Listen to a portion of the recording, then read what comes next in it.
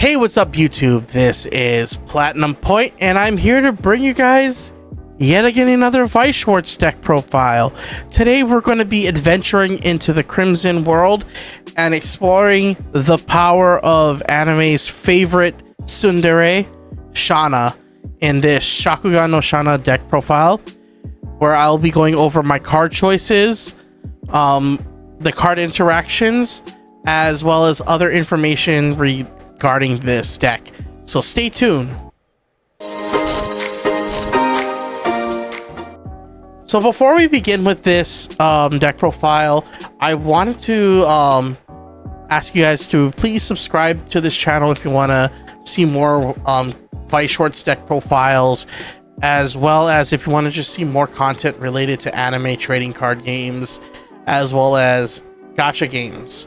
I will be doing more gacha game related content as well as other like discussion, anime discussion, and even card game discussions in the near future.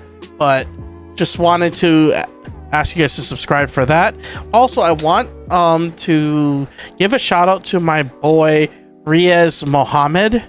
He's the two-time world champion for Weiss Schwarz in the English side, and he is a really good friend of mine. We chat from time to time.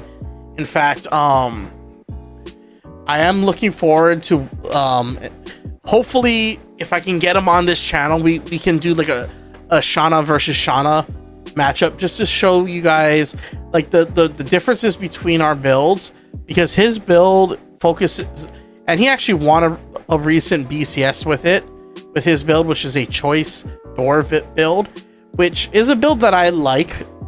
It's one of my favorite. It's a really good build, but I actually wanted to try out 8 door because I like the ability to just generically like salvage any card that I need when I trigger the door climax on attack. Because with the choice, I'm limited to basically characters with soul trigger icons. And if I need to get a utility piece that is stuck in my waiting room that doesn't have a soul trigger, like for example, a Ricky, a Clean Cut, a Brainstorm, a Fukujiro, or even another utility level 1, I'm kind of having to rely on either refreshing it back into my deck and hitting it off the Ricky or Brainstorm. So I wanted to play a climax. I wanted to play the door climax because not only does it have the on attack mill to the cigarettes combo, which allows you to salvage any card whose level is equal to the total levels, but it allows me, if I trigger a door, to just search out whatever piece that I need. So I wanted the wider range of selectivity to give me the opportunity to just generate advantage. And yes, we're playing the Dengeki Bunko finisher because that is right now the best build in my opinion for Shana moving forward with this metagame. So I'll talk about the level 0s. So I'm playing 4 copies of this Hecate Chaser.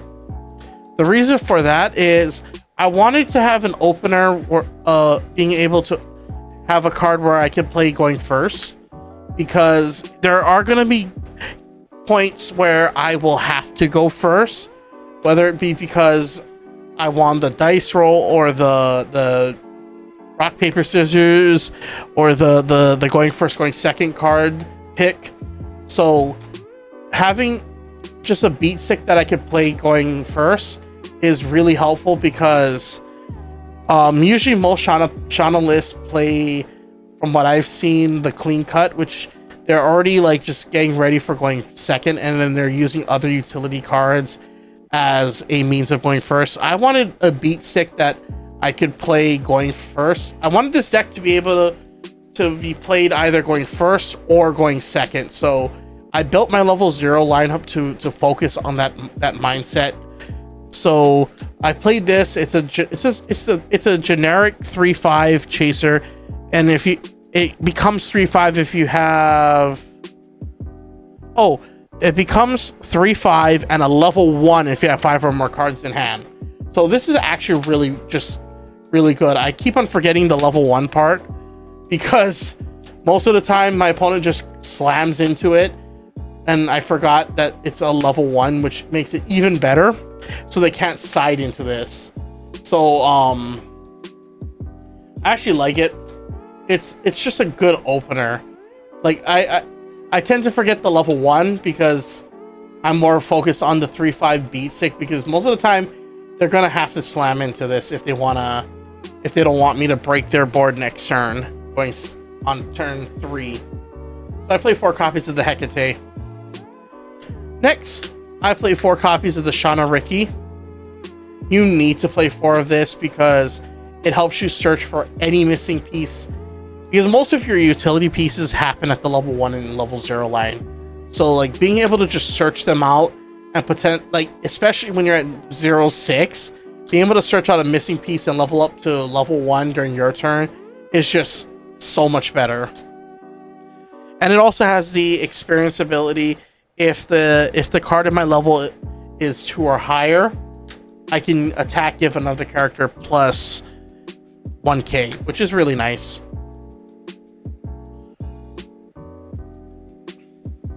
Next, I play 3 copies of the Shana Clean Cut. So this is for going second. The reason why I didn't want to play it as a 4 of, didn't play it as a 4 of, to be more accurate, is I'm just really tight in space. And in order to fit room for other like cards, I had to cut this down to 3. But this is just your main like attacker going second, because you can field this. You're able to tri-field really easily, and like put this like the brainstorm into the front row, or you can even put the Yuji if your opponent plays a level 0 that's easy to kill. Going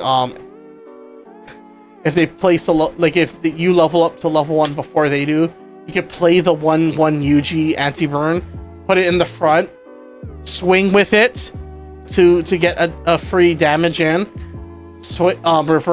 Reverse your opponent's character with the Clean Cut, and then shove the Yuji back to the back row.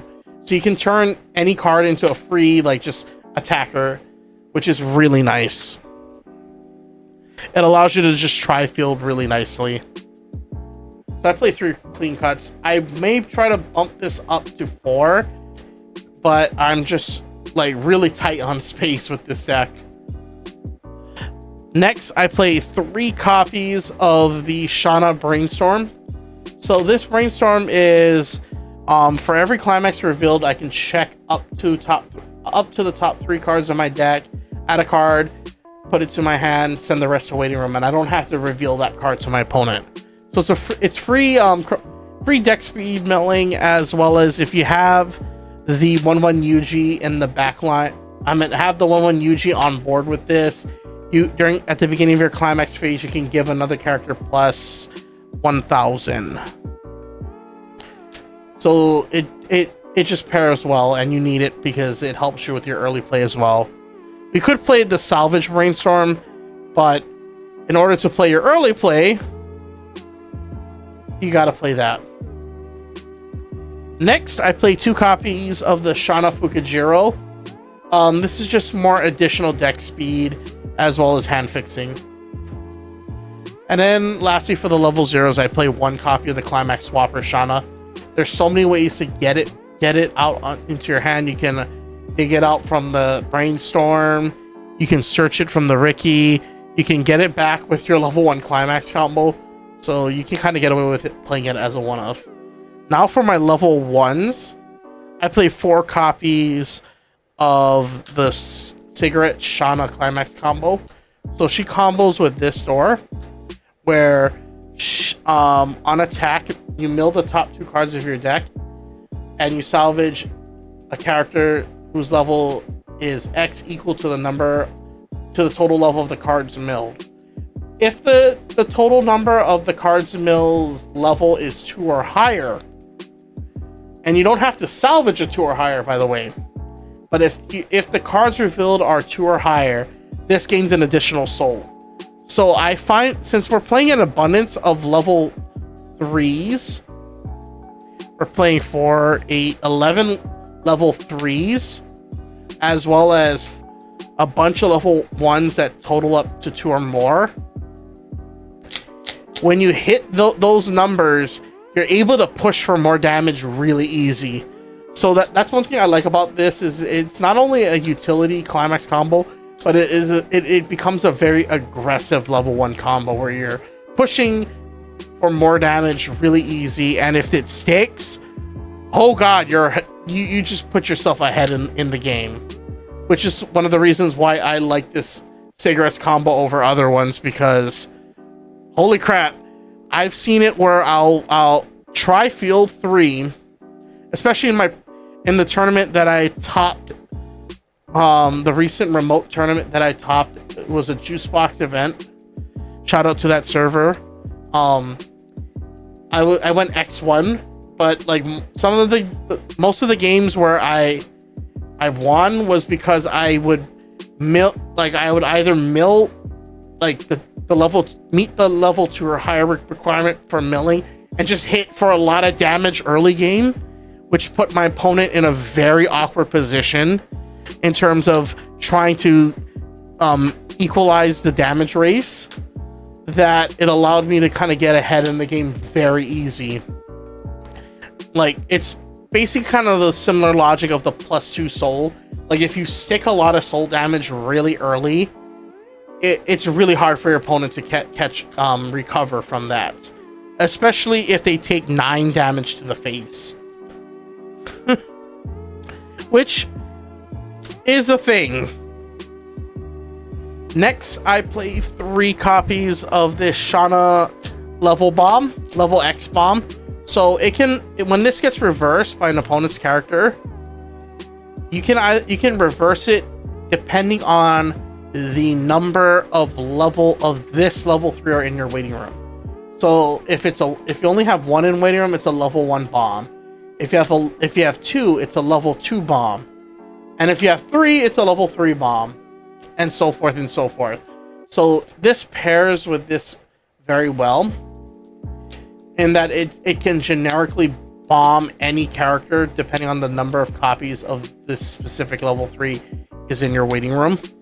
Which against a deck like, for example, Slime, where they play the Muron, this is one of the ways you help break that board really, really easy. But it's still pretty difficult because you have to make sure an adequate number of this level 3 is in your waiting room, and you don't want more that you want to have. This is a level 3 where you want to at least have 1 or 2 in your hand when it's time to launch the finisher.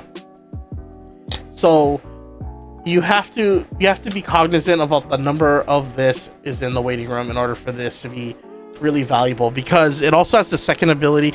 When it reverses in your opponent's character, I could pay 1.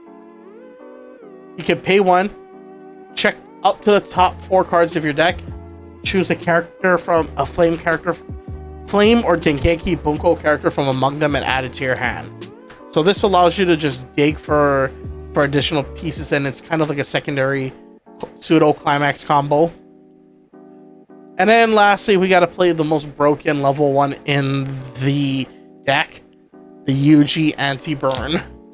Like, this is the card your opponent is going to focus down with their bounce effects, if they have any. If not, they are going full tilt if they play a burn finisher, because this is basically negates character, like effects of characters that burn. It doesn't stop if events, like, so the level 1, the black little goats events will still go off, but it will stop the Ein's burn one. But it does stop other, like, just burn finishers, even the mirror match. So it just turns the traditional burn finishers into a battle of attrition, where if they don't answer this, they just have to finish you off the old-fashioned way by swinging 7, sticking 7 damage via attack, which is very easy to cancel with this deck. For some reason, it actually can compress really well. And then for our level 2, we just play 4 copies of this 2-0 event. This is a trial deck event from Dengeki Bunko. So what it does is you can choose one of the 2 effects. You can either search your deck for Flame or Dengeki Bunko character. You're just searching for Flame basically, since this is a Shana deck. Or you can select a character and give that character plus 3,000 and shove this into memory. Into stock. So this gives you free stock to play out other level 3s or to brainstorm if you need to. But in most cases, you're just going to use this to search out your missing pieces, whether it be the finishers, your level 1 climaxes if you want to loop it at level 2. This Suicider, it just searches out for any piece that you need at that turn. I like to vice grip at least 1 or 2 in my hand, so that way I can use it whenever I need it. Like, that's one of the reasons why this card is so valuable, and it's a 4 of in most if not all Shana builds. Next, we play 1 copy of the Villamina Fumio. So you tap this, select when it comes into play. It's auto ability. Rest one of your cards. You don't have to rest itself. You can rest one of your cards. Mainly, you'll probably rest the Yuji in the back line. Choose 1 climax from your opponent's waiting room. That gets separated, and your opponent shuffles the rest of the cards in their waiting room back into their deck. So it's a free decompression tool that you need and that you can use to help close the game. You don't need to, but it helps. Next, we play I play 2 copies of this Marjorie level 3. So she is basically on play, pay 1, choose a climax from my waiting room, and add it to my hand. Then discard a Flame Haze, a Flame character, and then choose one of my characters, and that character gains plus 3k. Mainly, you're here. You play this just to get the finisher. I gotta thank Rias for this idea, because before I thought about playing this card, I was playing a total of 10 to 12 healers in this deck. And I thought that would be the strategy, is like you try to stay at level 2 as long as you can with the early play healers. And that eventually, if you do get to level 3 and you have these, you just close the game with the level 3s. But after looking at seeing how Rias built his Shana deck, it started to click in me, like, you're not gonna always stay at level 2. It's a nice thing if you can stay at level 2 as long as you can. But most cases, because of how aggressive this game has gotten, you gotta prepare for level 3 instead. Just be ready for your level 3 turn, and just have enough tools to get off your finisher. So it helped me really readjust how I built this deck. And even though I didn't see this as often, I do agree with Rias's logic behind it. And then next we play 4 copies of the early play healer.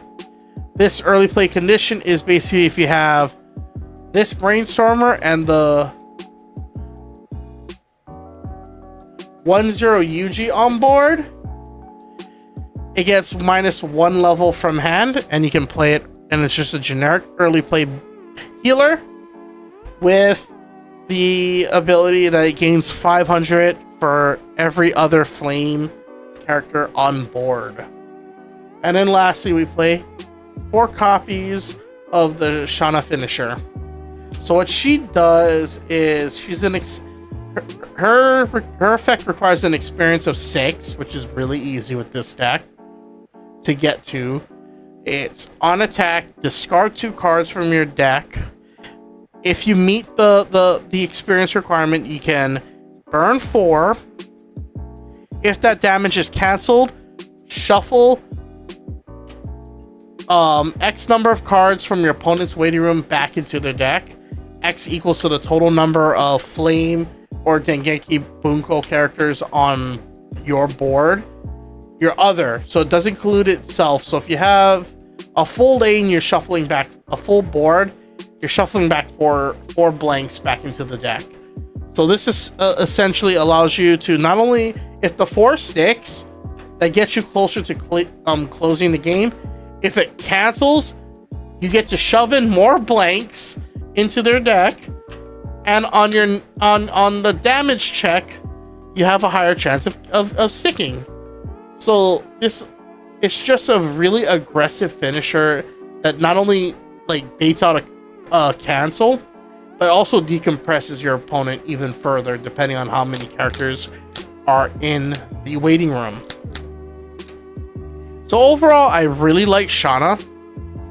I like playing Shana. A lot of people don't like playing against it, but I don't mind it because most of the decks I play have an answer to it, to the Yuji. But it's a really strong contender for the meta slot, and honestly, it could be like choice door or 8 door, and I think you'd still get the same results. I just prefer 8 door because, again, I explained it earlier, I like more selectivity for my salvaging when I trigger the climax. So I hope you guys like this video.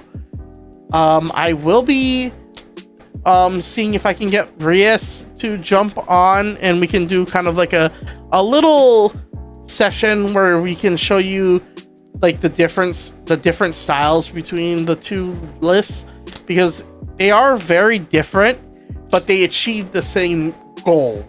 So it's good to see like how the 2 different builds get to it, so that way when deciding to build, if you decide to build Shana, you at least know like what are the various paths you can take.